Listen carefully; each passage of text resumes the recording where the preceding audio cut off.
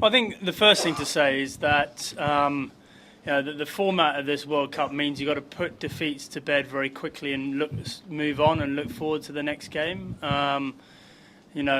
Clearly there's some lessons that we've learned from Ireland, but most of our focus prior to this game against South Africa has been on South Africa, on this wicket here, and how we can go out and win this game. And that's the way it's got to be. I think it's the healthiest thing for a side anyway. We're very excited about this game. In a lot of ways, we're in, I suppose, more familiar territory. We know their players better. We've had a fair amount of success against South Africa before, and we fully intend to come out and play good cricket here tomorrow.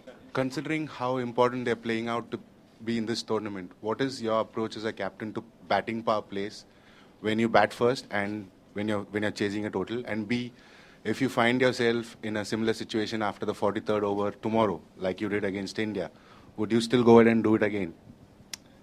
Well, you've got to take the batting power play at some stage. Yeah, I mean, I think you're right. There are. You can look at it a little bit differently if you're batting first or second.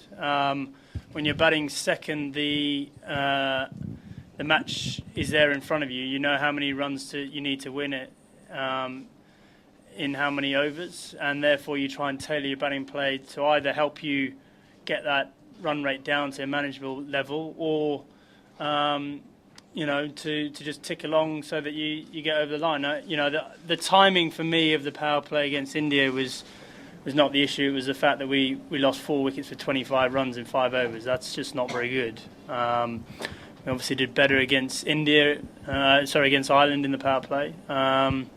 But it's the great thing about the power play is it does make things happen on the cricket pitch, and I suppose that's what it was put in there for. You either take wickets or you score a lot of runs, and so it's an opportunity for both sides to either get back in the match or push further ahead in the game. Andrew, even though the scans came back clear for Paul, he's got a chronic knee problem. He really seemed to be flexing his left knee quite a lot during training. Is he okay to play, and is he a bit of a concern for you? Look, to be fair, we've got a few niggles in the side, but at the moment we're certainly hopeful that we've got a full 15 to pick from for tomorrow. Like all these things, you've got to see how niggles kind of react. But yeah, Paul is one player that's got a few bits and pieces that are causing him a little bit of trouble. But that's nothing unusual. That often happens in cricket teams.